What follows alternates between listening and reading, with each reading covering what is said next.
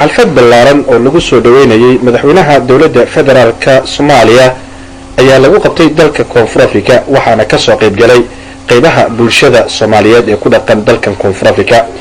madaxweynaha dawladda federaalka Soomaaliya mudane Xasan Sheekh Maxamuud oo ka qayb galay shirka madaxda Afrika ee ka dhacay dalkan Koonfur Afrika ayaa inta uusan ka bixin dalka Koonfur Afrika waxa uu kulan la qaatay iswaraysi ah jaaliyadda Soomaalida ee dalka Koonfur Afrika.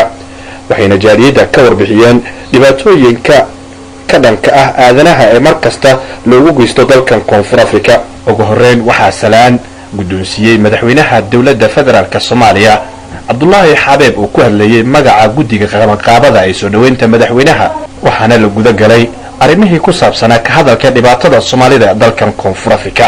waxaana goobta ka hadlay madaxda culimada Soomaaliyeed ee albayaan ganacsatada iyo ururka dhalinyarada Soomaaliyeed oo u hadlay Ali Dhaqan. anoo ku hadlayo magaca guddiga qabanqaabada xafladan runtii qiimaha badan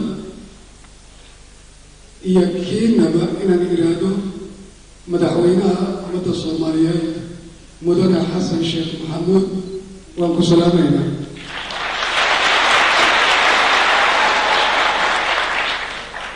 salaam kadib waxaan leenahay mudane madaxweyne soo dhawow.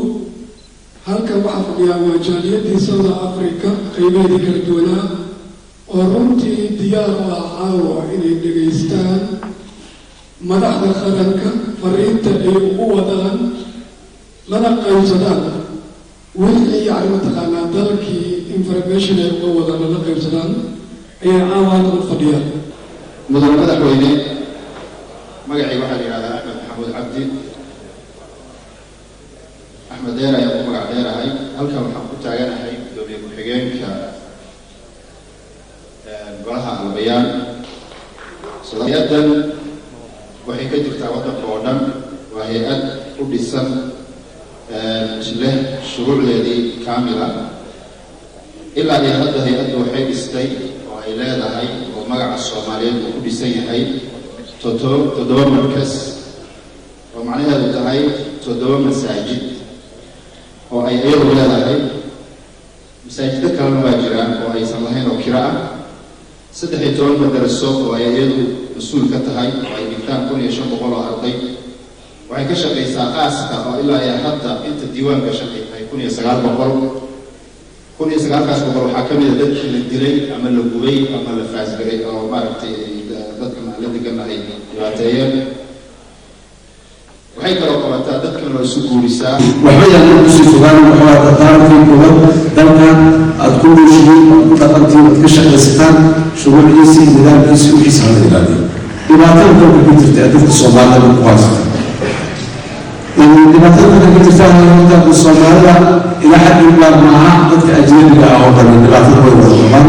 hallo si kala badnaado lama annagu waxaan leedahay dadka ugu firfircoonahay inaan dadka ugu hadal badan nahay inaan dadka qaar u dhiiranahay meelaha ugu dhiiranahay la tegin inaan tagno waxyaabo badan aan leeyahay dhibka inuu annaga u soo yahay. waxaana la arkayay dhalinyaro Soomaaliyeed oo aad ugu faraxsan inay la kulmaan madaxweynaha dawladda Soomaaliya. Idris Abdi Hassan TV-ga caalamiga Universal Johannesburg Koonfur Afrika.